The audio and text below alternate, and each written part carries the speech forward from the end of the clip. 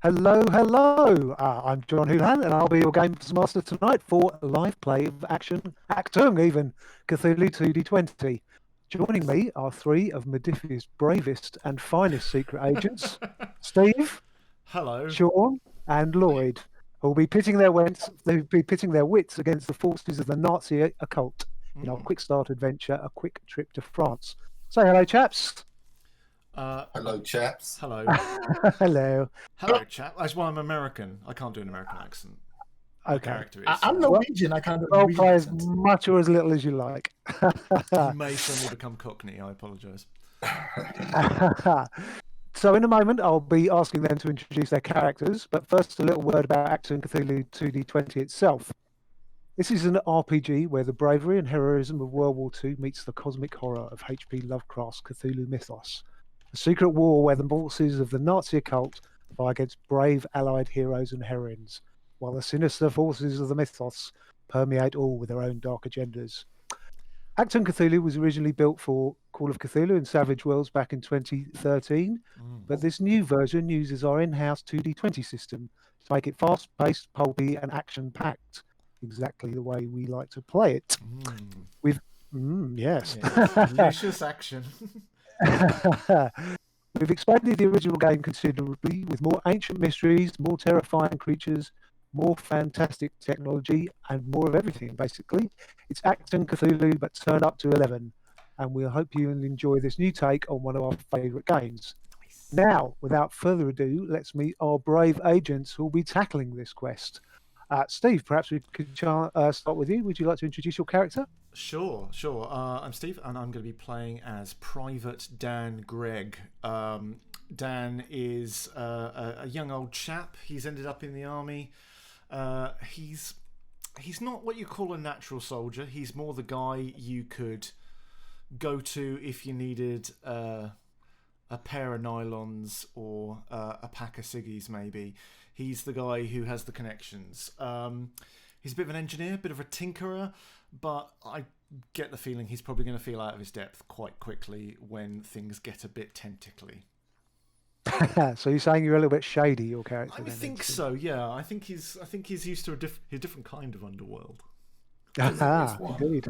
There's always one. Splendid. Well, that sounds good. Thanks. A good start. Shaun, would you like to tell us a little bit about your guy?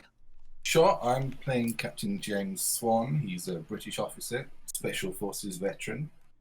He was a private in World War One, so I guess he's knocking on 40 probably. He's got expertise in jungle and urban warfare, having served in the Far East.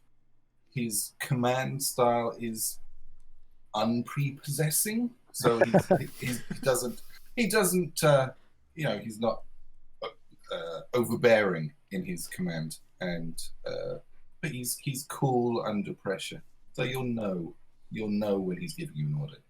Absolutely, a commanding figure indeed. Excellent. And now on to you, Lloyd. I'll be playing Sven Nilsen. Nilsen is a Norwegian rune weaver, a young explorer / hunter / fisherman / whatever you do to survive in the middle of the cold Norwegian lands, who also wields powerful Nordic god-blessed magical energies and uses it to hunt the Black Sun and tell them to get effed. Well, a very succinct summary there. Very good. Okay, so I've just put up like the character art, so that's us. Oh, okay. So we can actually take a look at the Dan, Sven, and James, left to right. Oh, marvelous. So Marvelous. yeah, I like to point out that I'm in the middle. Means I'm important. I'm the most important. Yeah, it's your movie. We're the B characters. That's fine. Excellent. We'll see. Cool.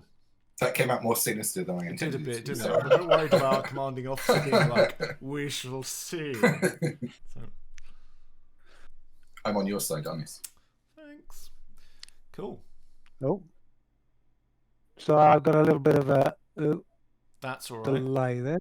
That's all right. You've got a little bit of a crackly microphone as well, though, John. Do you want to give that a wiggle just in case? Yeah, we go. Yeah, how's that? There we go. Lovely. You know, perils of lockdown. Perils of live performance. Exactly. Absolutely. Do it live. Splendid. Well, intro's made. Shall we get on with it, gentlemen? So, the beginning of this adventure, you have all been serving in your various capacities in the Second World War, some on the home front, some on the American front, some in Norway. But you've been pulled from your various assignments in various countries because you've all experienced something rather strange or unusual during the opening phases of the conflict. It's early 1940, so the war's in its early stages, but you've all experienced something weird, which has led you to be summoned to a headquarters of a mysterious British organisation known only as Section M. You've heard whispers of these guys, and it's not anything specific too much, but some kind of newfangled department of the weird and the uncanny that the British Secret Service has started. Mm-hmm. Having reported to a secret base outside London and been briefed by a certain Lieutenant Archibald Strang, codenamed Hunter, you now find yourselves in the dark skies over the French countryside, looking out through the open door of an aeroplane. For most of your flight over France, it's been cloudy and still, but once you've entered the Rouen area, the wind has picked up, accompanied by heavy rain and thunderous clouds. The airman by the door is now making final checks, compensating for the sudden onset of the storm that's been brewing since you've arrived. When he seems satisfied, he nods in your direction, holds up the hand with 3 outstretched fingers, signalling the words 3 minutes to drop. You've been dispatched here, Hunter tells you, in response to a coded message from Aramis, a local resistance leader located southwest of Rouen. His message was cut off mid-transmission, but seemed to contain a dire warning about a strange Nazi organisation called the Black Sun, who've come in and taken over his village. Your orders are simple. Find Aramis, investigate the Black Sun activity, and eliminate any immediate threats. Aramis, if he has survived, may be found in the northeast of the village, where the resistance have safe houses. Okay. You will use a code phrase to identify him. He will ask in English for a cigarette, and you are to respond, "I only have lucky strikes." Okay. Feel The like report I should write that down. It may be worth taking a note of. Not that we endorse smoking; it's very bad for you kids. But Yes. In the worlds of RPG, it's okay. Yeah. The report which puts you over a plane over occupied France was simple. Black Sun officer Jan Stoller spotted in village. Lorries of gear arriving. Black Sun presence in village of Sans-sous-Lac. Garrison, and then it cut off. Great. But this has been enough for Section M to dispatch you over the channel to investigate this. As you are recalling these events, the light turns green and you line up ready to jump from the plane. As you look out from the open side door, you can see dark clouds, hear resonant thunder, and then a sudden flash of lightning. The rain obscures your vision at this height, but something about this storm feels wrong. It's too sudden, with no warning, and the dark clouds only seem to have coalesced directly over the village. Before you can ponder further, the airman signals the first drop. The storm is playing havoc with the planes and instruments, and they need to clear the area as soon as possible. There you go, guys. My God. It's begun. So, I was about to say Who's I first? started I with would like this, to but I think say, I probably did. Well, first up, I'm spending the entire time standing by the open door because I've never been inside an actual lightning storm before, and the concept of being a Norwegian rune weaver in the middle of lightning seems incredible to me. So I'm just basking in the glory, and I am ready to go the second they say it. I'm gonna look at the others, give them a thumbs up, like, and then fantastic. backdrop. This is clearly a rune weaver with some style, some Yes. sense of style, but Or- obviously, Or Death Wish. or a death wish, that's for sure. So Sven goes hurtling out the plane. The just lights are all probably- green. I'm probably sitting more towards the back, just like nervously watching for my commanding officer to tell me to go, because up until then, this guy ain't moving. Okay. I'll go out last. I'll look at Dan and Give him the the nod. Give him the nod, absolutely. I was like, okay. Not he. Very good. Not really that you've been smoking in the plane, but hey ho. Well, As it's two just a bodies match. are He's hurtling nervous. out into the storm. Two bodies are hurtling out into the storm, and James, you may I wish to join them. Probably, I would think, and we may even have a picture of this. Oh, I we believe. do. We do. 1 second. Yeah. One second, caller. I'll nod to the airman and dive out professionally, not like these. That's very much in keeping with James Swan's commanding presence, because as a character he has a truth, which is one of the things we use to describe characters in Achtung Cthulhu, and that is veteran commando captain, which kind of implies that he's done this thing many times before. So rather than the wide-eyed Sven who's gone out to play with the lightning, and Dan who's just sort of held himself out nonchalantly, James Swann follows proper procedure and throws himself out into the night. So this brings us to the first concept of Achtung Cthulhu, where when something's in doubt, or we need to know the outcome of something, we perform what's known as a skill test. Now, this is a combination of a person's native skill and any applicable attributes. And what they do is they take 2 dice, they combine their skill and attribute numbers, and they try and roll that number or below. In this case, I would like you each to take an agility plus athletics test. Now, the difficulty of each test is I assign that basically. So for everyone apart from James Swann, who's rather a natural at this sort of thing, it will be a difficulty of 2, which oh no, sorry, I'm talking rubbish. It's a difficulty of 1 for you 2 guys, but actually a difficulty of 0. They'll break their neck on landing. For James. So what I would suggest is that James perhaps takes the first test, which it would be rolling 2d20, and you will be looking to get your agility plus athletics scores or less there, Shaun. Surprisingly, I don't have any athletics. Oh, interesting. What's your agility? What's your agility? Just agility 7. Oh. I know, I'm surprised. Yeah, but I don't think you can fail because it's a difficulty. It's a difficulty 0 test, so you will automatically succeed. But it may generate a currency which we call momentum, which will perhaps help the other guys succeed in their tests. I would very much like to be helped. 2 successes, fantastic. So any successes over the target score or difficulty in this case, which was 0, generates points of what we call momentum, which is an in-game currency, which encourages sort of bold, audacious play, exactly the kind of things that heroes of the Second World War will need to face down the terrors of the Nazi occult. So that's 2 momentum, was it? Yes. So I'm going to manually record this because I'm quite old school with 2 momentum tokens there and put them to the side. I will try and keep the on-screen version up to date. Yep, absolutely. Apologies in advance. So, the momentum goes into a sort of shared pool, which anyone can use at particularly any time.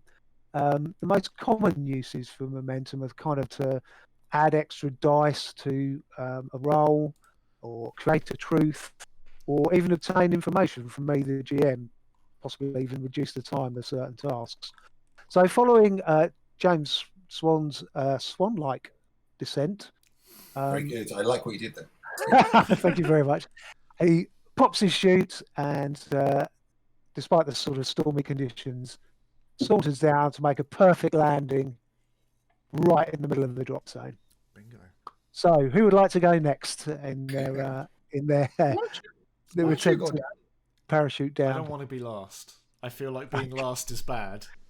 Well, Sven was very keen to get out amongst the storm, so I think Sven, it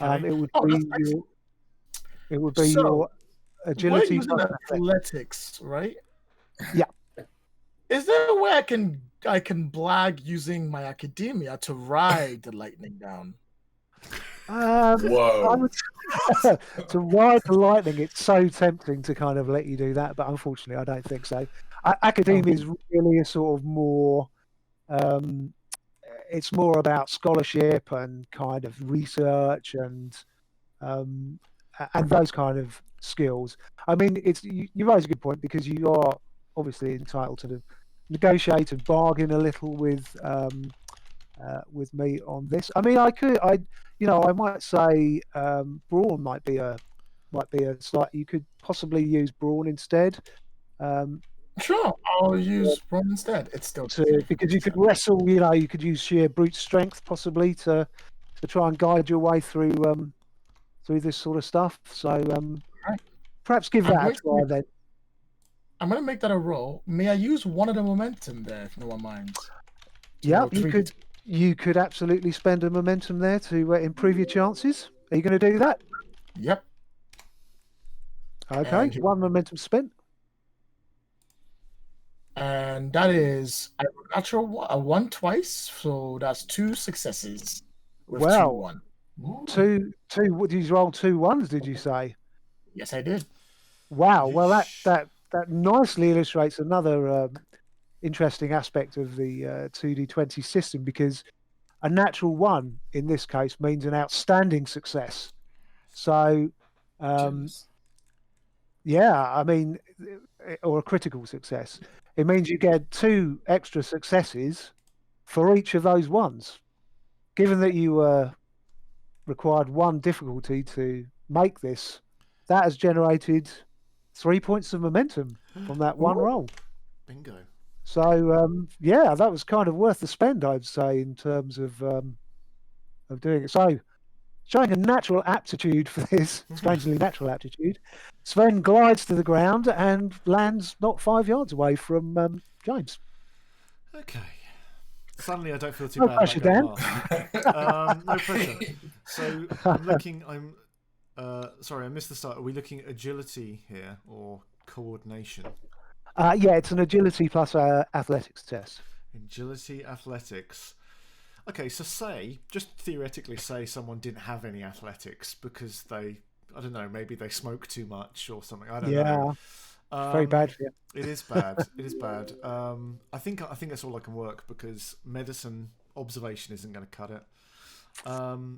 So yeah, I'm just going to have to roll my agility. So that's just 2. So here we go. Agility plus your agility plus athletics. Wow. I don't have any athletics. Uh, I've got academia, engineering, fighting, medicine, observation, stealth, and vehicles. I'm sure you can't have an agility of thingy of 2 though. What's your agility score? 8. So roll 2d10 is what I'm saying. I see.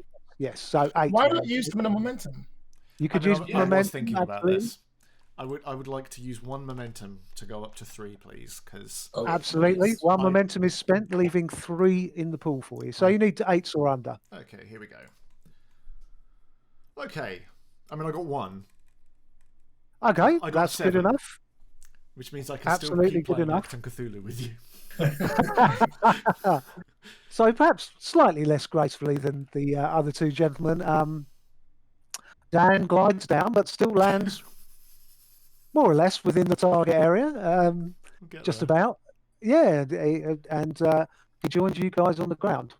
So you're now in the dark of the French countryside, Right. up south of your target area, which you can kind of see about maybe 3 miles to the north, Okay. lit up by what look like kind of spotlights. Okay. So Are the spotlights pointed at the sky, like they're looking for planes, or are they? yeah, I mean, they look to be more, from what you can see, they look to be more. There's a couple of them picking out a chateau at the centre of a village, and it's sort of generally lighting the village Okay. itself. Can we assume that we've collected and gathered our shoots and stashed them somewhere? Well, you can certainly spend some time doing that for sure. Yeah. Yeah, I mean that Stashed them where won't they take. won't be discovered. Yeah, that won't take you very long. I mean, Okay, cool. it's not even worth doing a skill test for that. I'd say you Sure, can. sure, sure. You're all experienced guys. You know what you're doing. So you take 5 minutes to hide your shoots away, bury them under some leaves, and pretty securely fasten them so they won't be discovered. But you're a little way away from the village. There's no real Sure. sign of enemy activity around this area. Okay. Okay, well, let's check our equipment and hoof it towards the village then. Yeah. Okay. Nice. So it's nighttime, obviously, and you're unfamiliar with the countryside. So, you make a little bit of progress heading in the vague direction, but I'd like you to combine your talents on this this next skill roll to navigate your way to the village. And in this case, it's going to be a reason plus survival test at a difficulty of 3. But the way we kind of handle this is that one lead character will take the test of navigating and finding the way, and the other 2 guys will assist him. So in this case, one lead character will make the roll of 2 dice plus any they purchase, and the other 2 guys will roll 1 dice each. Okay. And as long as you guys get a success, as long as the lead character gets a success, your at least 1 success, your other 2 dice rolls will count. Okay. So it's a kind of illustration of how 2d20 can let you combine your forces, I guess, to solve a problem. Given that I have reason but no survival, I do not want to lead on this. Okay. I'll turn to Captain. I'm like, we're going to think you brought the wrong man on the job here, Captain. Well, never fear, Dan. I assure you, I'll make sure nothing happens to your pretty face. Thanks, Sven. You look out for me. Thanks. I'm sure Hunter had a good reason for selecting all the men for this operation. Yeah, they wouldn't let you go. They wouldn't let you go unarmed, as it were. No. Okay, I think my reason and survival are the best of the 3 of us, so I should probably take the lead. I've got 13. Yeah. Ooh. We'll assist. Yeah. Very cool. So you need 3 successes from the rolls, and you can, of course, purchase another dice if you like. How much momentum do we have now? You have 3 in the pool. Okay, well, I'll chuck one of those in on my roll, so I'll roll 3 dice. Okay, no, so use everything. Use it all. What? Why? Why would we do that? Yes. Because why not? Let's just... I mean, difficulty is 3. Let's make sure we get there. The parachute is clearly the most difficult thing we're going to have to deal with today. So. Excellent. You do your roll, Shaun, and then we'll add ours on afterwards. Yeah. Okay. What was it? 3. Yeah, 3 dice and a target score of 13. I think. Yes, that's right. 2 successes for me. Okay. It says 2 successes for Shaun. I'll add 1, which gets. I'm not helping really here. Oh, neither am I. We're not. Should have used more momentum. Well, never We've gone the mind. wrong way. Yeah. We're heading to Portugal. After 40 minutes of trudging towards what you think is the right way, you kind of discover a river running through the countryside, and you have to spend an additional half an hour finding a way around this, finding a crossing so that you can get towards the village of San Sulak. But as you close in, you cross the river. It's a relatively easy crossing, fortunately. Cool. But you feel you've probably lost a little bit of momentum on this score, and you've probably spent a little bit too much time on the directions when perhaps you could have found an easier way. But as you orientate, I knew Hunter should have given us a map. Well, as you orientate yourself and start towards the village again, and approach kind of the outskirts, you feel a strange vibration rattles your teeth, and your skin begins to feel cold and clammy. The rain seems to beat down harder for a moment. As a huge roll of thunder erupts overhead, followed quickly by a bright light strike. It feels as if a chill wind has just cut through you. It passes very quickly, but something very strange and unusual has happened. And you feel something ominous, as some kind of strange sign or portent has just whistled through you. Oh no. So each of you guys has just suffered a mental attack, which is a kind of some way of feeling threatened, or you feel something has damaged your psyche. So I'd like you to remove one stress from your stress tracks, please, as you've all suffered some not permanent damage, but a sort of true chill, foreboding of strange times ahead. True sign of stress. I've just broken my pencil writing. No, it's a sign. It's a sign. I'm going to forget another pencil. It's a sign. We're all to die down here. That's not a military issue pencil. No, absolutely it's recycled. Not. So Lloyd, as Sven, I would like you to attempt an insight plus academia test with a difficulty of 2, please. Oh. Okay. Yes. Insight plus academia test. So that would be a 10 plus 5. So 15 is what I'm looking for. Yeah, and you need 2 successes with a difficulty of 2. You have two in your momentum pool if you want to use one of them. I will spend 1 in the momentum pool. Let's try and get that done. Yeah, go for it. Ooh. So 3 dice indeed. And that is 1, 2, 3 successes and 5. Bang. Lovely. So you get 1 momentum back for an extra success, 1 more than you required. But you also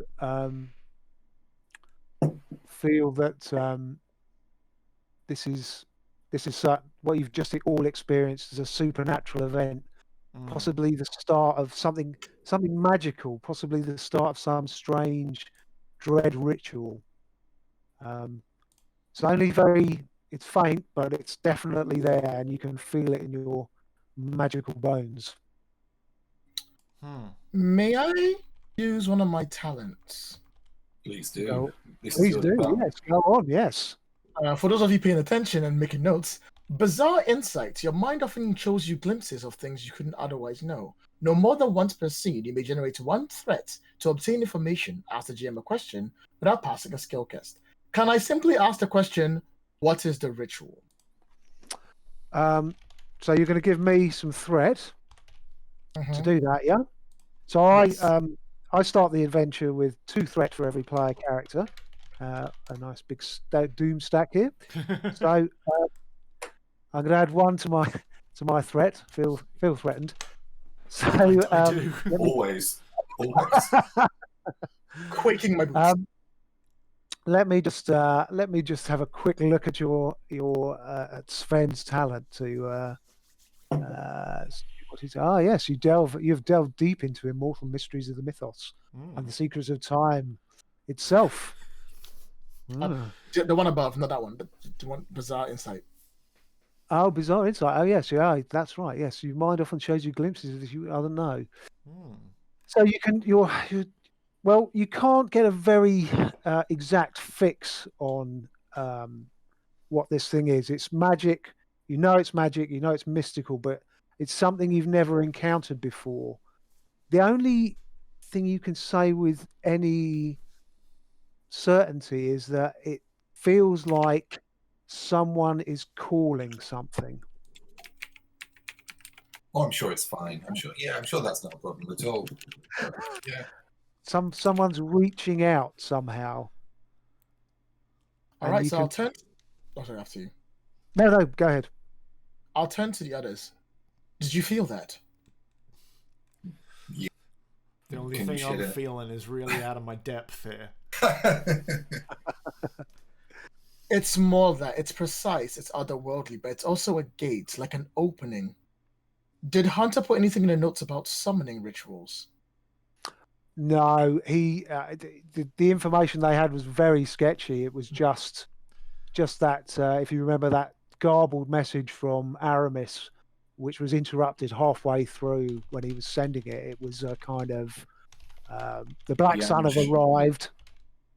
We don't know what they're up to, and So I turn to the others and I'm like, we need to hurry. Whatever we've done, we may be too late to stop it. Well, let's move. Yeah, I don't want to hang around here any longer than I have to. Let's go. Do you have Sven, do you have any sense that how long we have, or what the final outcome of the ritual is going to be if we should fail to stop it? If I can feel someone calling something now, we may be too late if we don't hurry. Time is irrelevant when it comes to things of such horrible eldritch strength. You're using a lot of long words considering we got not much time. Let's go. Come on. Come on. Hup, hup. Do people say hup hup? I don't think so. Sorry. I got carried away. Sorry. Marvellous. And that kind of concludes the first scene of arriving in France, boots on the ground. You've most certainly arrived. So, mechanically, at the end of every scene, we remove one token from the momentum pool, just as the scene concludes. Okay. Yes, it's a hard meal to but don't worry, guys, you'll be able to. I'm sure such brave and resourceful allied heroes will be able to generate more momentum through their mighty deeds, no doubt. Right. Easy. Excuse me, cup of tea. Yeah. Excellent. Right. Would you? So it's taken. John, can you tilt your camera down just a little bit more again? Just a little bit more. Your camera sort of like keeps raising itself. It's creeping up on us. It's creeping up, and you're mystical there we go. I don't want you to be hidden behind your own name, otherwise it looks like you're eating it. Excellent. Yeah, I'm just looking in Discord, so I can't really see the overlays. Yeah, okay, great. Cool. Eating your own name is a different ritual. Marvellous. So, it's taken you about an hour to reach, just over an hour and a quarter to reach the outskirts of Saint-Sulac, which is the village that you're meant to be investigating. Up until now, the German presence in the area does not seem to be very remarkable. You've only seen a sort of single patrol at distance, and they moved off perpendicular to your line of march, so they didn't. You didn't even get very close to them. Now you've reached the edge of the village, things are a little different. Saint-Sulac itself is small, and your intel suggested it is home to perhaps less than 100 people. Okay. The most notable building is the stately chateau at the centre. If it wasn't for the Nazi banner draped out of one window, it would look like a quaint, luxurious retreat from nearby Rouen. From one balcony, you can see from you're kind of south of the village at the moment.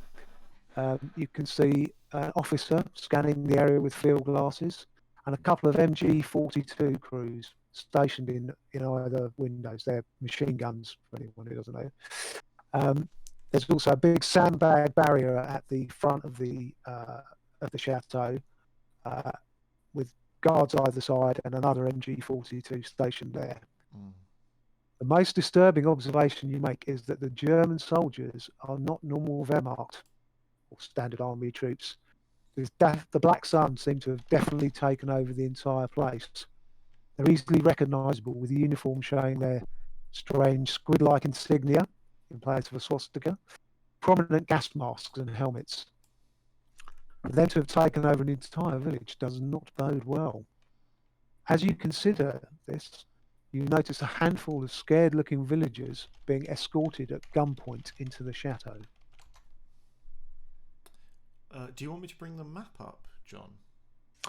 Not quite yet, no? actually. Okay, no, cool. Not quite yet, because it's got a couple of things on that you probably shouldn't quite see just yet. Okay. Not that I'm scared. I know where I'm going.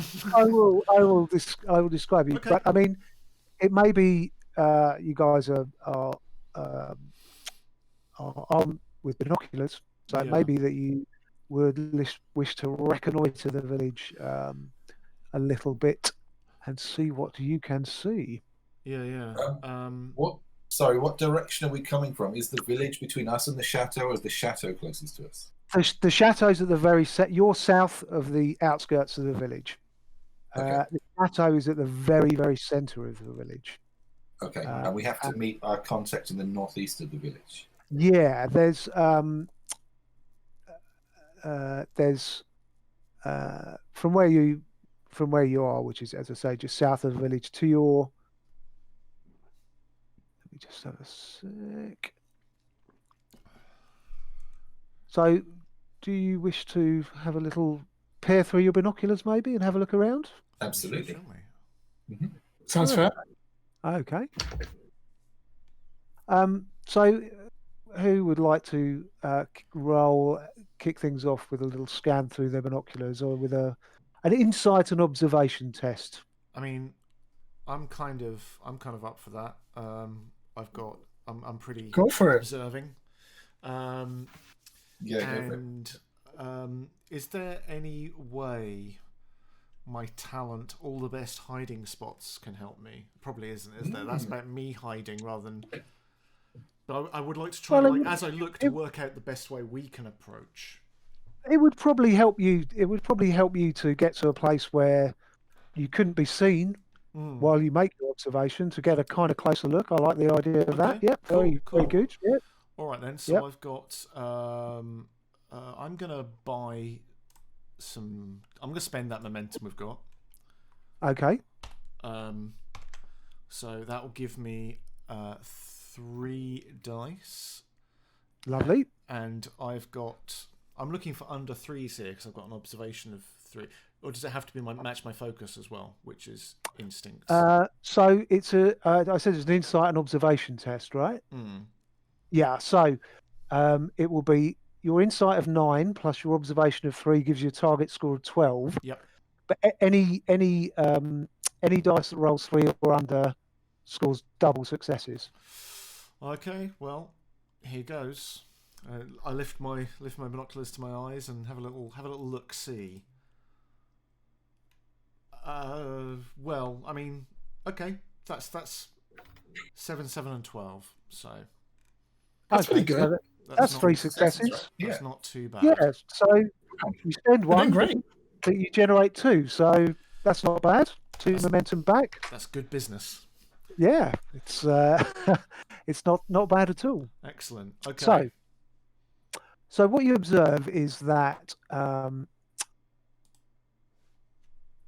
little to your right of your position, to the sort of southeast corner of the village, is a burnt-out farm and barn. Okay. There are signs of a recent fire, and it looks like the farmhouse and its adjacent barn have been gutted. Slaughtered livestock has been left in the field around the farm, suggesting there was some kind of battle here, and recent one too. And you also, in your sort of survey of the area, notice on the chateau that there are 2 sniper teams on the roof. Okay. One sort of pointed in your direction and one pointed north. There are no heavy vehicles in the area. The other thing you observe is that there are no kind of street lights or street lamps. They all seem to have been switched off or maybe sabotaged. The only light in the area seems to be coming from those big kind of arc lights that the Black Sun have brought with them. Okay. You'll also can see sort of near the chateau that the road there shows signs of sort of heavy use and recently used too. Okay. Okay, I'll report back to the captain straight away. Like, they got some shooters, boss. There's some snipers up there. Excellent. hopefully in the dark they won't be able to pick us out so easily. But this burned out barn that's near to us, how far away from other buildings is it? Are there patrols near it? Can we get to it safely? Yeah, you could probably bring up the map if you like now, Steve. Okay. So yeah, so you're kind of There we go. stationed. Can you see that, guys? Mm-hmm. So you're just kind of stationed on that approach road to the chateau, down sort of in the southwest, I would say, Okay. just to the left of where the scale bits are. You can see the burnt out farm and barn to your right, probably about 300 meters away, Okay. and the chateau perhaps another 400 meters to your sort of north, as it were. Okay. So Okay. Nice. Are there patrols in the village, like moving up and down the streets? yeah, you can see that there's quite a heavy Black Sun presence in the village. There's exactly that. Black Sun troopers moving in and out of houses. They sort of seem to be not on high alert, but they seem to be kind of looking for something or perhaps someone.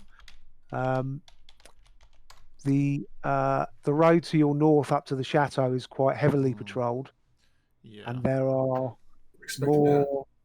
more troops more Black Sun troops in the east, to the east of the chateau. Okay. Beyond the burnt out to the east and of the burnt out farm and barn, there doesn't seem to be much Black Sun presence there. But to your north and northeast, quite heavy Black Sun presence. You can't really see beyond the chateau because there's kind of buildings blocking your way. Let's head in the direction of that barn to see if we can get some idea of what actually happened there, because it might be involved in the ritual somehow. Sounds fair, Captain. Or that dead livestock. And then we can maybe circle around towards the northeast and hook up with our contact here. Sounds good, Captain. Cool. I'll do it. scout a route out. I mean, it's only 300 yards away, but I'll scout a route out anyway. Very good. Well, I think I've got a job and I'm going to do it. Okay, splendid. So, are you going to kind of lead off Dan as the sort of scouting position, and the other two, two guys going to just follow? try and make sure that I don't walk us into any blind ambushes or anything. Just to see if that would be good. So you're gonna be relatively cautious, I'd say. Yes? I think so. Yeah. Yeah. Okay. Let's have a look. I think aside from the enemy soldiers, the mutilated animals add to my cautiousness. So Dan sneaks forward about 15 meters. Could you just make a quick coordination and stealth test, Dan? Yeah. Okay. Okay, it's okay. You're quite good at this kind of thing. That's true. You've got I'm 12. spending another momentum. You're going to get another momentum to sneak forward. Okay, yeah, sorry, it's because I do not want to stand in a bucket. Only a difficulty one, but there's plenty of natural cover, and you can use the sort of hedgerows and stuff to. I think the likelihood is I'll at least make it back. So if I do a good job, so here we go. Oh, okay, 3. Wow. So okay, I got a 10, 12, and an 11. So that gets us back up to 3 momentum. Okay, so another two back to the pool for 3 successes, which is excellent. So you sneak along. You can sort of see the hedgerows there. Sneak along the sort of that field where the scale is written, but to the sort of side there. Right. And about 50 yards ahead, just by where the hedgerow cease, just before the burnt out barn, you can observe a man who is attempting to herd a couple of cows. He doesn't seem to be having a great deal of success doing so. He's cursing and swearing in French at them, but they were steadfastly refusing to move. Alas, I only speak English and Italian, so Ah, I okay. presumably know he's talking in French, but I will have no idea Yeah, the exactly. exact nature of the curse he is bestowing upon Yeah, this poor man. that's right. I mean, he hasn't seen you. He's too preoccupied with Okay. his. He's too preoccupied with his cows to kind Where's of pay he trying too to much herd them attention. to? Is he trying to get them into the barn or away from the No, area? no, Into Or... that he barn? seems to be. He seems to be trying to move them off. Well, get them moving to start off with, and then Yeah, away from the town. Away from the town. fair enough. Hmm. Does he seem to be? Do we- I guess it's a case of like, if I wait a few minutes, will he get out of the way, or am I Yeah. going to have to? Chivvy him along. Yeah, something. I'll give it a couple of minutes just to see if he does like manage to get them out of the way. Otherwise, I'll have to just pop back and be like, "There's a guy and some cows." The war is over. The war's over. We can't win. Not the cow. We tried. Sorry. You spend a couple of minutes observing this man attempt to move his reluctant Vash, but they seem they're not moving Okay. anywhere, and he is getting more and more frustrated, cursing them a little, Okay. trying to get them to Okay. hurry up, but they just will not have it. Okay. What would it take to move these cows for him? I mean, Well, he Like, still is it doesn't like know, you he do still doesn't know you guys yeah. are there. I mean, Oh, yeah, we're not there yet. So. I mean, this is the thing. It's kind of what I'm thinking anyway. But I think there's probably a moment where Dan just looks down at his pistol and his thumb knife, and the fact he's got a demo charge on his back. He's like, I've got nothing for cows here. So he's probably going to just like scoot back and be like, there's a civilian there, boss. He's out in the middle of the night with his cows. What's he doing? He can't get rid of them, but he's in our way. What are we going to do? You're absolutely sure he's a civilian and he's like a Black Sun cow herd? I mean, they're not known for their husbandry. I've seen some crazy stuff, but I don't know if I've I seen mean, that's a bit unfair on the Black Sun, but yes. Of all the nefarious things the Black Sun do, they are not known for their They farming must skills. eat, surely. The bovine Yeah, armored sure. division. It's a terror cow. No. Okay. Well, we can't wait just because there's a man wrangling some cows between us and our contact. Sure, but he is a local, so it's Mhm. possible you might be able to extract some information, or perhaps Sure. And he I is trying to wasn't get gonna the say- cows away. Like, he's trying to get out of the area. He's not like Yeah, hanging around. he is. to- But I mean, you're I wasn't going to suggest taking him out. No, but I mean, he's Well, more hit on likely that to- civilian right away. Yeah. There's always time, boys. We got a place to go, y'all. As far as Dan can tell, he looks very harmless. He's not. He's Yeah, definitely yeah. not armed. So So I mean, is, I think is there we no just- way we can get to the barn that's essentially behind him if he's trying to get the cows away from the barn? Isn't that what he's doing? he's trying to get them to move, but I guess you get the impression that he's kind of trying to get them to move and go south, Okay. Yeah. south down that dotted line away from the village. Okay. Mm. How difficult would it be for someone who speaks French, like me, for example, to get close enough to him to be able to quietly speak to him and silence him if we should need to?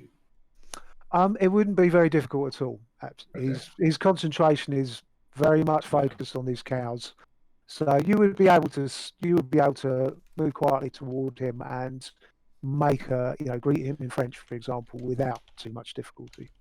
Okay. Well, I'm going to suggest that we quietly make our way towards the barn, trying to keep as much cover between us as possible and him and his cows. And then when we're close enough, I'd like to speak to him Yeah. to see if we can get some more information about the resistance. Excellent. It has been suggested in chat. D Quartermain is Acaria 909 has suggested that we take some cowbells and then walk towards the centre of the town, ringing them gently, so we can't get spotted. Which I'm quite tempted by, but I don't know if that's the way we're going to go. I don't think that's gonna work. Call it a hunch. Yeah, I know. I like the idea. So. Can we use all the dead cow carcasses as a disguise? No. Are you going to kind of go for a sort of pantomime cow thing to? No, you can certainly, one thing about the characters in you play are they're capable individuals, and they have a very good appreciation of the risks of the situation, especially during time with soldierly background, etc. So yes, you can definitely see that it would be comparatively simple to sneak up using those hedges as cover, get within 10 yards of this guy and his reluctant cows, and be able to speak to him without a problem. Okay. I try and look non-threatening to start with. Okay. Three men coming out of the darkness with weapons.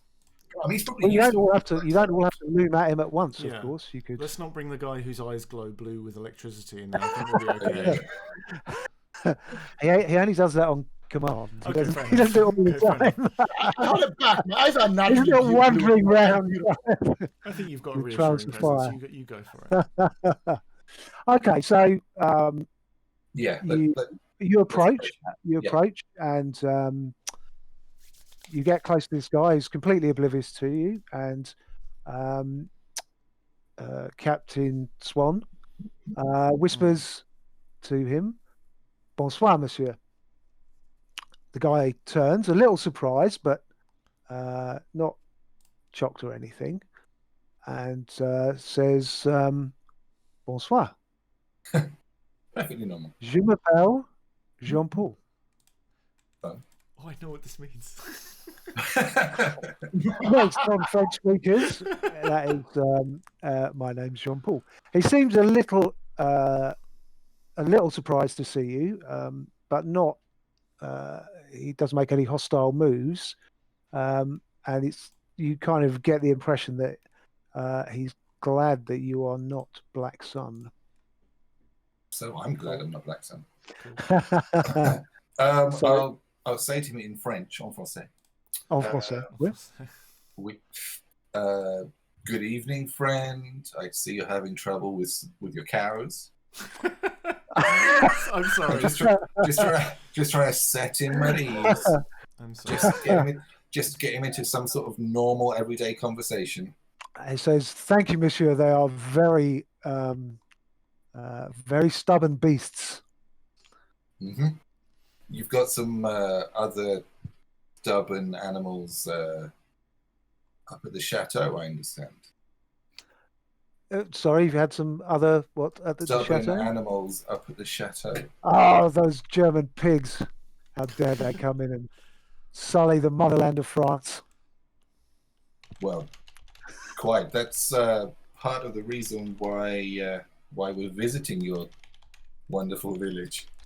You are Anglais? Yes. The traditional enemy, but on this time, we fight on the same side. Yes. How can I help you? Hopefully, we'll be successful in our joint venture. I'm not a simple farmer, monsieur. I do not fight, but I'm a patriot. I'm a patriot, and I will do what I can to help you. Good. In all this, am I getting a sense that he's being completely honest and there's no side to him? Yeah. I mean, you can try a test if you'd like to confirm that, but yeah, you get the impression he is who and what he says he is. He goes on to kind of say, he said he's a simple farmer, a Frenchman. He's a local, so Saint-Sulac is his local village. He says my farm is to the south, and it'd be a when bit the unusual. firefight. Yeah, that's right. It's one of the outlying farms, but I was here earlier when the I heard a gunfight earlier in the evening from that farm, and he points to the one burned out. He says that the German pigs in the strange uniforms, they set it alight. They've been doing this to everywhere they suspect resistance members might congregate. Did they find any? There was a battle, I believe, and after the Germans arrived this afternoon, they unloaded their trucks at the chateau and ordered the German army, who normally are here, they ordered them to leave and go back to Rouen.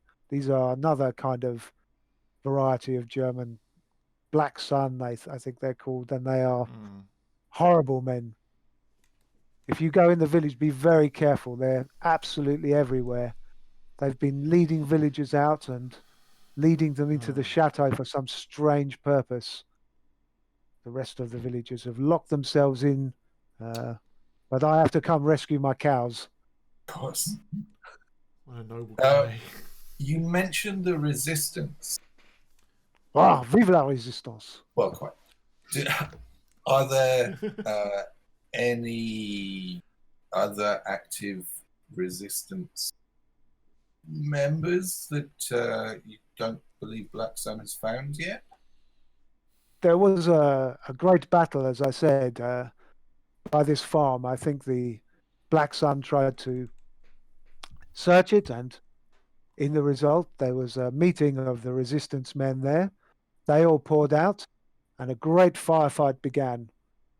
But the Black Sun, they were careless. They used these flamethrowers, set the field afire, set the barn afire, set the farm afire, and I think maybe some of the resistance men escaped, but I don't know. It could be. It could be.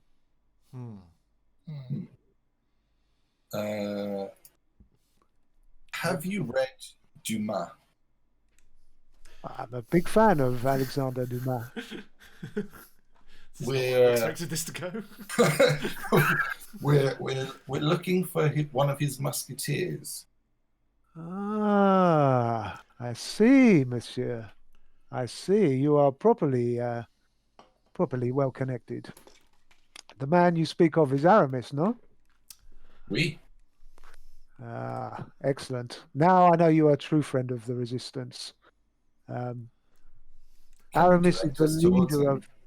Well, Aramis is the leader of the local resistance cell, and although I do not take much active part in it, I'm a big sympathizer. And if he managed to escape this firefight I told you about, he would most likely be in the northeast of the village. There are 3 farmhouses there, which have cellars which you cannot really see from the street. So if you are able to work your way around the outside, you may be able to get to these cellars and find Aramis there. Do you know which of the 3 houses or cellars he might be in? I do not know which one, but these were 3 of the safe houses in the village that we always said we would rendezvous there if, if they're in the case of the worst. I understand. You've been very helpful, John Paul. And I wish you every success, sirs. Every success, monsieur. I wish you every success with your cows. Get them back to your farm as quickly as you can. Stay safe. Bon, merci, monsieur. Merci. Bonne nuit. Bonne nuit. And so with that, he finally manages to get one of the 2 cows standing. He's belabouring it to kind of move it off. And he's sort of just about to, he gets the other one up and finally gets her to move south, going south as well. But as you take your leave of this French resistance member, albeit part-timer, yeah, I think so. A cold wave passes through your skin again. Oh, not again. What? The storm is getting worse. Oh. You see, this is your doing. You see Jean-Paul shudder, and one of his cows gives a plaintive bleat and falls over. No. It moves piteously once and then dies, frothy blood coming from its mouth. Oh no. Jean-Paul is horrified. Mais non, Daisy! Daisy. Daisy. Of course, it's Daisy. And much shaken, he moves off with the other one as quickly as possible. This time, I'm God. afraid, gents, you suffer 2 stress from a mental attack. Sucks. Sven, can you do something about this? How do we heal stress? I should have said, actually, Oh yeah. you can minor stress like a 1 or a 2 will heal at the end of will be dispersed at the end of a scene. I forgot to do it in the first one. So that first one you can kind of think. So we're on 2 total, really, aren't we? Yeah, you're on 2 total from this Phew. cow killing wave of cold fury. But Sven, if you would like to make another insight and academia test at a difficulty of 2, please, you may be able to discern something more. Your intuition may spark at this strange wave of cosmic horror that's engulfed you. I will use another point of momentum. Please. Lovely. Do. Okay, so that's 3 left in the pool. 2 left in the pool. 2 left, yeah. And I got 2 successes, 13 and 15. Bingo. Excellent. So 13 and 5. Yes. excellent. So you succeed, but you don't generate any extra momentum that time because it's just 2 successes at a difficulty of 2. You can now sense that whatever that thing is, it is coming directly from the chateau, and that this is likely the source of the strange cold waves you keep feeling. You still can't tell precisely what it is, but there's something unpleasant and unmistakably evil about it. I take a deep breath and I'm like, something weird is going on at that chateau. We need to find Aramis and find out what's going on as soon as we can because we need to get in there.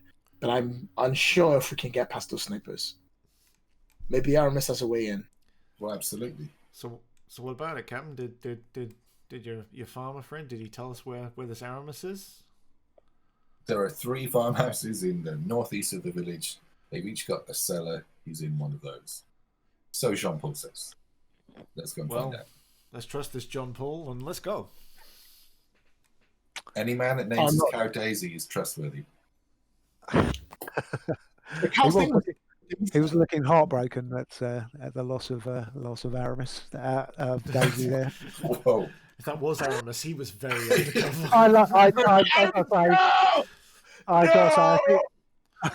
I think that was a fantastic Three Musketeers reference. So that's the end of that scene. So all your stress is now healed. Excellent. You lose another point of momentum, unfortunately, because it's the end of the scene. But for masterful use of the Dumas, I think I'd like to award Jim Swann, played by Shaun, with a point of fortune, which is another currency that players have in Achtung Cthulhu 2D20. This is a kind of currency that marks them out as sort of really larger than life heroes. It's used to make 1 in a million shots, duck stuff that might have scared you otherwise, come back from the point of death. So you can use fortune a little bit like you can use momentum. So I'll give you some of the typical, just so our viewers can get a little handle on it, and you guys too. You can spend fortune points at any time during an adventure. You start with 3, and so Shaun's gone up to 4. But you can use a fortune point to set a single before you roll to set a single d20 so that it automatically rolls a 1, generating 2 critical successes. You can re-roll any number of dice in your pool after you roll them. you can we'll come on to some of the other uses, but perhaps the other germane one is to alter a truth in the scene or make it happen, as it's termed. And this introduces a new fact or detail about the current scene, which takes the form of a truth. So it's got to relate to something your character has done, or represent something happening in flashback, or it might even represent something that's always been but now becomes relevant. And it must be used before rolling a dice on a skill test. Okay. So I've just, off the top of my head, you might suddenly find that you've packed a particular kit that is very useful, perhaps a mine detector. As you encounter a minefield, you could use a fortune point to kind of change the truth of the scene to say, here's my handy mine detector that I handily packed for this mission. I've got my shark repellent. Let's go. Yeah, exactly. Or you could. Yeah, I mean, I will obviously entertain creative uses of fortune as well, and you can pitch your ideas from them. But those are the kinds of things that that mark your guys out as larger than life heroes, able to alter the course of the war and perform heroic actions within scenes. Nice. And do we keep that between sessions? Yes, yeah, you absolutely. So I won't lose that bonus one if I don't use it this session. No, it will last you until the end of the adventure. Okay. Woo! I'll try not to keep it. I'll try and make use it in the war effort. Right. Excellent. A fine plan. Okay. Okay. Let's try and circle would you like around. to do next, gentlemen? Can we try and circle around the village, continue our movement towards the east and then around the built-up area? Yeah, absolutely. So just to be clear, you're going to kind of saunter around the sneak around the burnt-out barn. We're professionals. We don't saunter. Absolutely. And then round sort of the back of that sort of bit of village to the east, and then heading towards it's handily marked with the 3 houses with the cellars on really that. is, So, you can't be taken surprised. Hunter gave this at the start. I mean, it's just like we're on side. It's fine. We I mean, normally this would be secret from the players, but obviously in the illustrating the adventure, it helps kind of give everyone watching in as well a bit of a picture of how things would be would play out. So that's the fine plan formulated by the captain. So I would like you each to make at least a couple of agility, a couple of tests here, I think. There'll be agility plus stealth tests with a difficulty of 1 to kind of help you sneak around, and you can pick a character once again to sort of lead you. For example, Dan, I think, is pretty good at sneaking around and stealthing about. So he might be the guy to take the lead. He may not. You guys may decide something else. But you can use his kind of sneaky skills to sort of generate extra momentum to help you guys. Yeah, I'm happy to take point on this, Captain. But also, I should keep your head down, Private. Okay. Just to add a little bit more rules in here, just as a 1 generates 2 critical successes, if you happen to roll a 20 while you are making a test, why would you say that?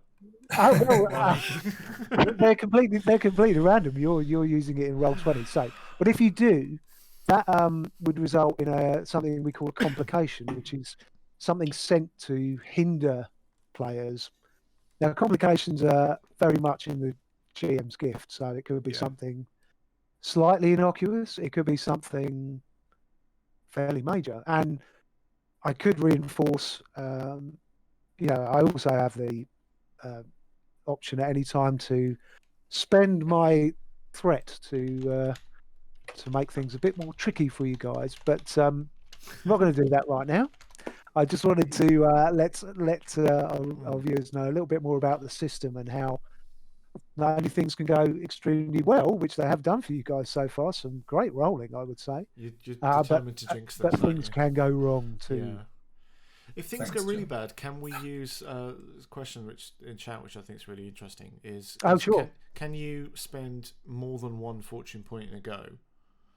So no, there's only use it to one fortune point per character per scene. Per scene. Okay, cool. Per scene. So we can't stack them up. So you can just go 3 fortune points. I'll have things. No, it's fortune, but it's not super fortune. There you go, Akaria. That's your answer. It also means I'm probably going to not be able to do what I wanted to do in this thing. Okay, then. So I'll scoot out ahead then. So okay, that is so have a sneak around the outskirts, past the barn, and around the first. What do you want for that? Is first that where you head north? Agility? That would be stealth or agility plus stealth. I think yes, with a difficulty of 1. Okay, and we can help, right? No, he'll take this test. He'll take this test on his own as a sort of kind of scout or pathfinder. So you guys will have to take one too. You can't. I'm spending the momentum in the hope that I can get you guys some more momentum. More. Yeah. So you're going to spend some as well.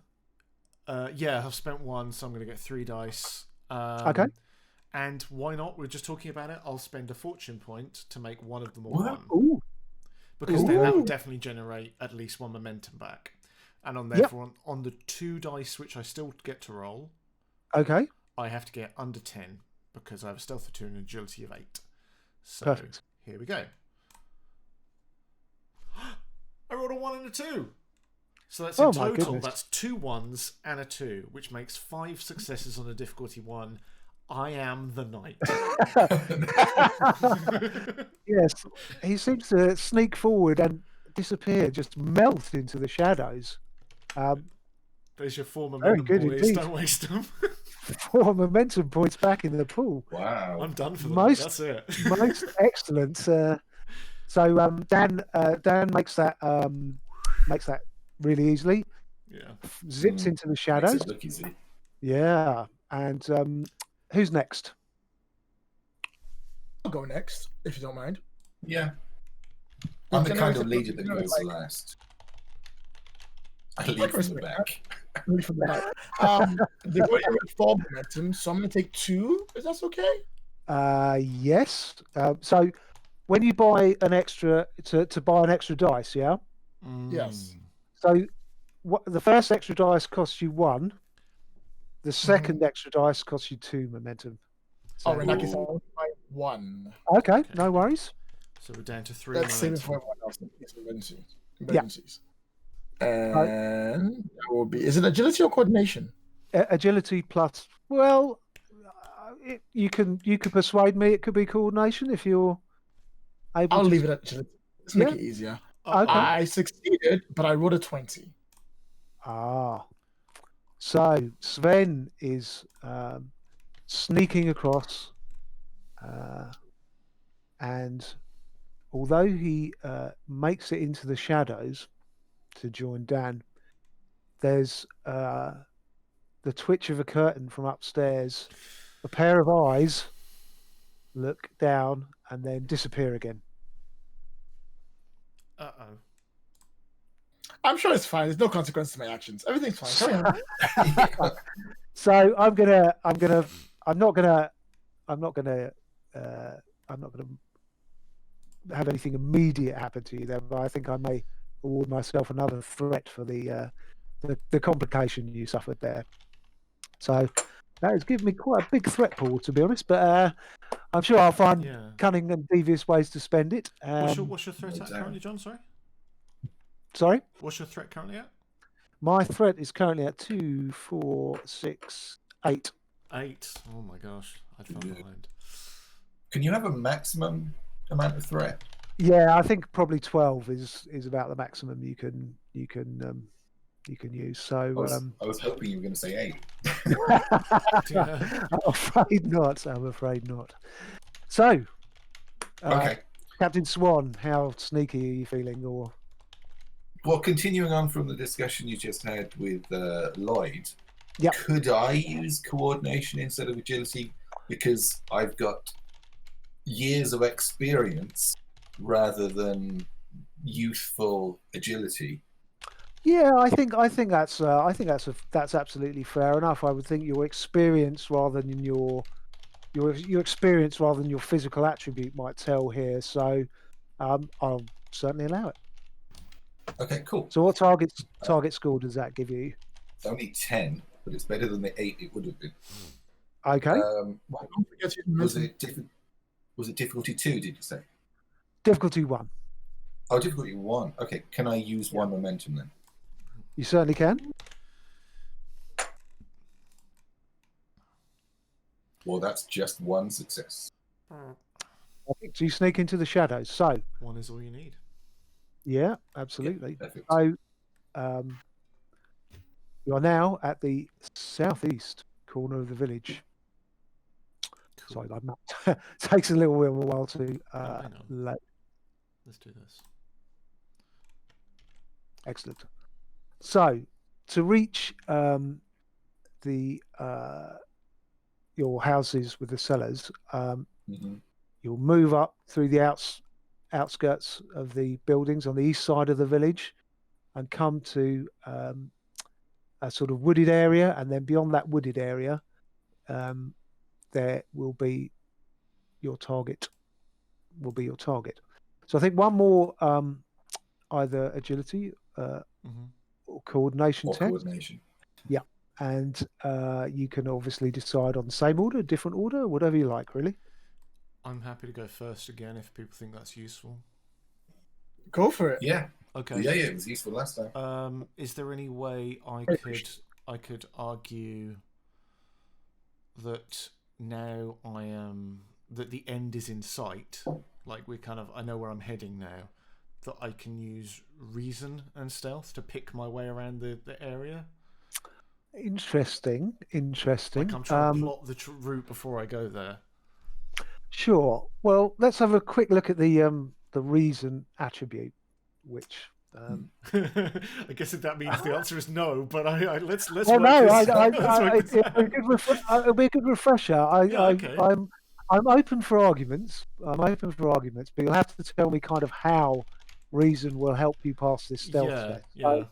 I'm probably Reason being is your loosey-goosey. character's ability to apply logic, intellect, and learn facts to a situation. So, I'm open to you telling me how you're going to use applied facts. And I guess what I was going to do is because I know where I'm going, I can see these buildings now. Rather than just trying to sneak along to not be seen, I'm trying to work my way around the buildings, like use the cover I know to get from A to B. So that's my reasoning. Whether you buy that or not is another matter. I'm persuaded. You make a very, very good case. So excellent. Away you go. Excellent. I'm going to take a momentum as well. Okay. So one momentum we're spent. down to 1, which gives me 3 dice to roll, and I am therefore looking for under 12s this time. Okay. I got 2, 9 and a 6. Okay. So one in the bank, and I'm back. Momentum back. So marvelous. So Dan sneaks off into the night. Cool. Disappears across the road into the trees. Like hiding, like kind of as close as I can to the entrance, and I'll sit there, and basically all they'll see is just like the kind of the glow of a cigarette, just like kind of. He's going to spark up a fag. He's like over here. It's like a little light. Virtual smoking, the best kind. Code. Exactly. Marvelous. So who would like to follow him? Why don't you go first this time? Because we only have one momentum in the pool. Two. There's two. There's one for each of us. Go on. Yep. You can use one. I'll use one. We could always give Johnson a threat as well. Yeah, you can kind of swap one for one.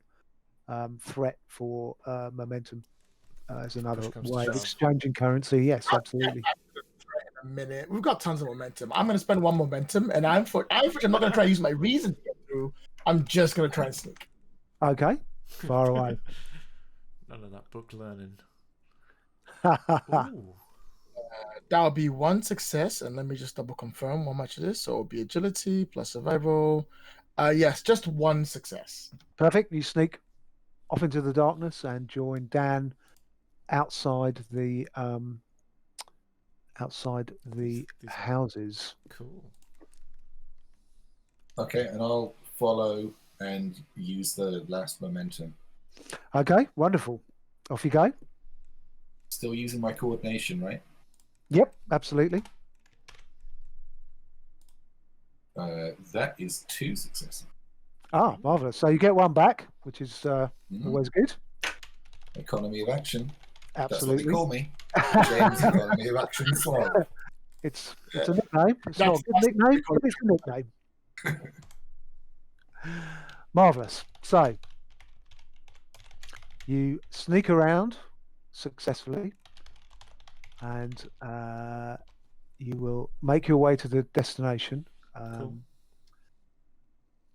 You can see kind of 3 likely candidates that Jean-Paul described to you. Okay. There's a house on the left, a house in the middle, house on the right. You can. They each would appear to have a cellar with a door going down into a set of steps going down and a door Okay. underneath. Okay. And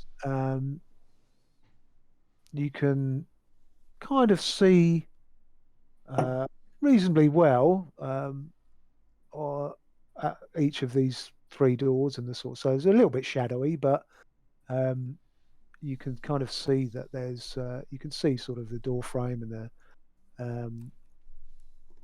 the door frame and surrounds and stuff. So what would you like to do? That's Can it, yeah. I? Oh, what? Go. Yeah. I'm going If to you've reach got an down. idea. I'm going to reach down and grab the earth, like take a bit of the soil. I'm going to taste it. Then I'm going to run it like across one of my eyes. And then I'm going to use my bizarre insight to Okay. tell Alpha GM which house is Aramis in. Okay. Huh? I was going to use a fortune point to tell us that, but I'm glad you're trying to do it without it. Well, you could. I mean, that's one approach. You could try. Let's and see have how a- it works out. You can. If it saves me a fortune point, I'm all for it. Okay, that's fine. So yes, you can absolutely use that ability, Lloyd, and I will add one to my threat pool. Thank you very much. Is now up to 9. Yep. So on the house on the right, you can see a kind of bloody handprint on the door, and you notice that there's a few bloodstains on the stairs as well. Okay. Which would seem to indicate, and they look fresh as well, which would seem to indicate that perhaps that might be the one. So I go, the ground tastes salty, but also of iron. I can have the taste of, I can take the taste of blood from it. The blood leads to that door, a bloody handprint, blood on the stairs leading up. The smell of a former battle, gunfire, powder, yelling, screaming, black sun. Aramis must have been at the farm, got injured, had to sneak his way back, crawl in there, desperately give us the call before he probably passed out or started resting. I reckon he's in there, injured, waiting for us. Got all that from Dick. I should have done like, hey, you speak French, I speak to the dirt. That's how it works. Very, very good. I think I'm going to give Sven a fortune point for that masterful deduction. So you got an extra fortune point, Lloyd. Take it. You see fit. Wow. Marvelous.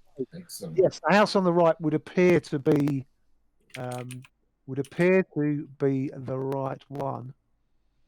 So So what are you the bloodstains on the stairs leading down to the cellar. There's some bloodstains on the sort of steps leading down to the cellar, and there is there seems to be a sort of bloody handprint on the door. There are no lights on anywhere in either of these three houses, right? No. No signs of life in the other two? No signs of life at all. Okay. Well, Sven, with nothing else to go on apart from your debt, let's head to house number 3. I nod and I follow. Okay. So you take a quick glance around. All seems quiet, and you presumably sneak down the stairs. Yeah. There's room for probably 2 of you in the doorway, and 1 just behind, sort of covering your back. That's cool. And then I'll go front and just like slowly I'll I'll lift the handle with the end of my with the end of my pistol, and then just use it to push the door open. So the door is slightly ajar. Cool. You use your pistol, was it? Or yeah, I'll just use my pistol as well, so just in case. I don't know why I don't want to touch the handle for some reason. Well, it's got a bloody handprint on it. You don't want to get blood all over your clothes, do you? Or your hand itself. So you gently tease the door open so that it opens full on the inside. Yeah. It's absolutely pitch black for a moment, and then a bright light shines in your eyes, and you hear the words, "Qui êtes-vous? Identifiez-vous." And that, gentlemen, is where we will be drawing this episode of Achtung Cthulhu 2D20 to a conclusion, because C'est un cliffhanger. C'est un cliffhanger, oui. Come on. And that is where we will draw this week's little episode to an end. So thank you very much for all your efforts. It's been real fun. I've really enjoyed it. That was cool. That was cool. Thank you, John. Oh yeah, no problem. I mean, I'm happy to hang around a little in chat if people got any questions. Or well, there were a few questions that people came up with. Obviously, if anyone has any questions and they want to bung them in chat now, we can get to them. But first of all, let me ask you what you guys thought. Did you kind of get the flavour, enjoy the atmosphere? I did, yeah. Oh yeah. Yeah, I was kind of. I'm always kind of worried with like wartime settings that I'm not gonna. I don't know, either play it too much or too little or whatever. But it's quite nice. I think it felt quite relaxed, and I quite like Dan already. He's a cool guy. He's sneaky. He's just a bit out of his depth, poor fella. But I like it. It's cool. How about you, Lloyd? Because I know you're not the greatest fan of Achtung of Cthulhu and that kind of thing. Normally, were you intrigued? Enjoy it? Well, I mean, what we mostly did was simply jump out of a plane, walk around a bit, and avoid all things Cthulhu. So I can't really complain about the Cthulhu parts. I had a great time. Good. That's what we always like to hear.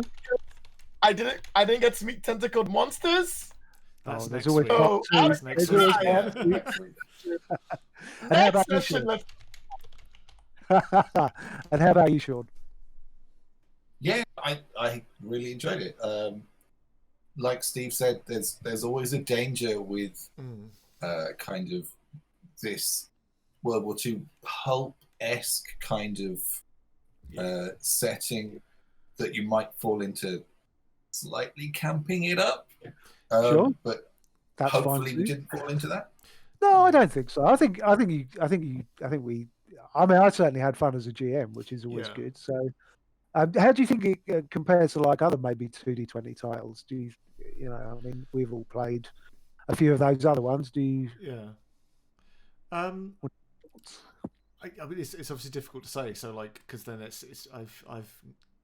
while I've played other 2D20s, I've never played a game which you've run before. So this is a nice first. That's also true. But I kind of like the I kind of liked the way this feels a little bit more like kind of it's weird to say the term relaxed. You know, it seems like a very nice, light version of 2D20. I think 2D20 can have a lot of detail, but this to me is like what I understand from 2D20 because I'm terrible at remembering rules. I can hold one set of rules in my head at any one time. So, you know, it was good. It was good to pick up, and I think because obviously apart from, as Lloyd said, tentacle monsters.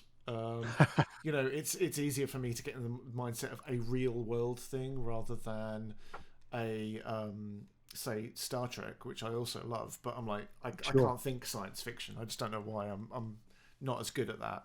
It's you know, my brain understands how real world things work easier than.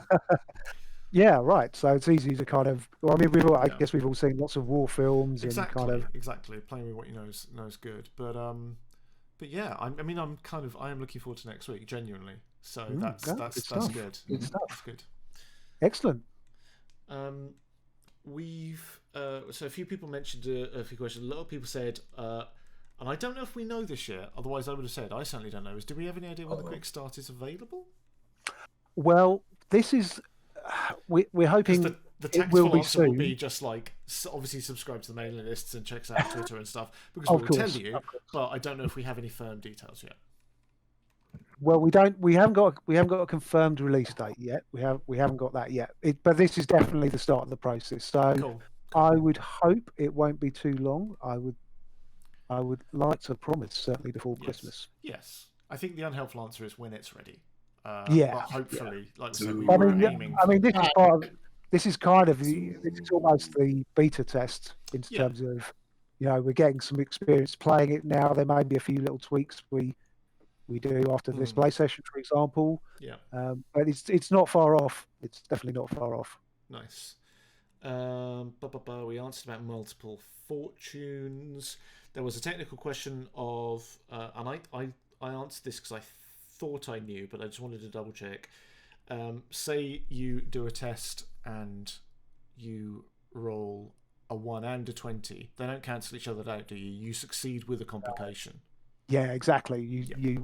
Even if you didn't roll a 1, even if you had 2 successes and a 20, those successes would still count, but a complication would ensue somehow. Yeah.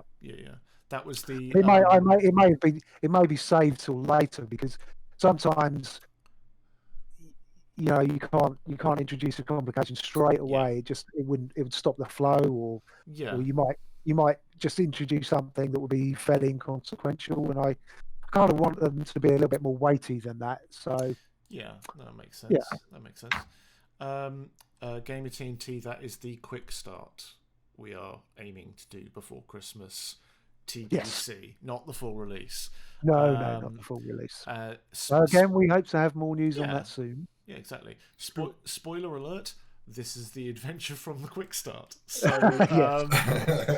should have put that one at the front. There we go. Yeah. But, never mind. Otherwise, well, I kind of see this is a stream, I guess, more for GMs probably, but you know, you can always improvise around the stuff we create. It's exactly.